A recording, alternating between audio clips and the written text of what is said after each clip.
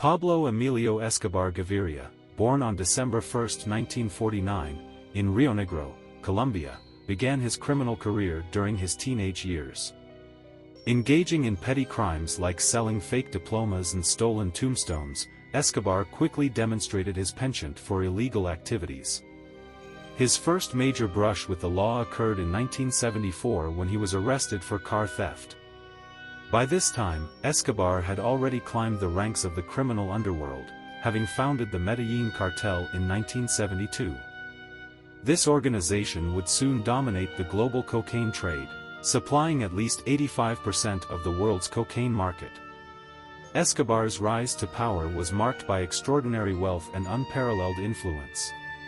At the peak of his operations, he earned a staggering $420 million per week. His immense fortune led to extravagant and often bizarre expenditures.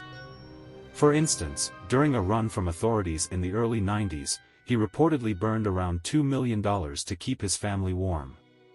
His wealth also enabled him to offer to pay off Colombia's national debt of $10 billion in exchange for immunity from extradition.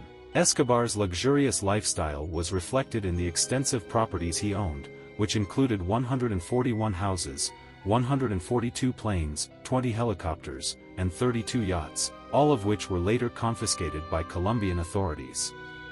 Escobar's personal life was as dramatic as his criminal exploits. He married Maria Victoria Henao when he was 26 years old and she was just 15. The couple had 2 children, and despite his violent and criminal lifestyle, Escobar maintained a close relationship with his family. One notable and somewhat surreal moment in his life was a photograph taken in 1981, showing Escobar and his family posing in front of the White House. This image, taken during a visit to the United States, highlights the audacity and reach of Escobar's influence at the time. The violent nature of Escobar's empire cannot be overstated.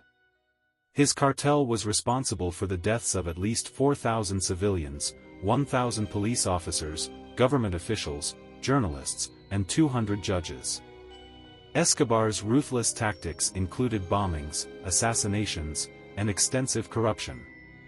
His operations extended beyond Colombia, reaching New York, Florida, and Mexico, making him a significant player in the international drug trade. Despite his violent methods, Escobar saw himself as a Robin Hood figure, often distributing money to the poor and funding social projects in Medellin. In 1991, facing mounting pressure from the Colombian government and international law enforcement, Escobar surrendered under a no-extradition deal with then-President Cesar Gaviria. Part of the agreement allowed him to be imprisoned in his self-built luxury prison, La Catedral, also known as Hotel Escobar or Club Medellin. Despite being incarcerated, Escobar continued to run his cartel with little interference, until authorities attempted to transfer him to a more conventional prison.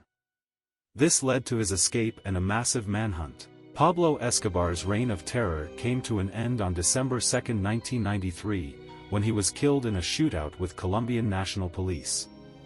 His death marked the collapse of the Medellin cartel, although his legacy as one of the most notorious and wealthy drug lords in history remains.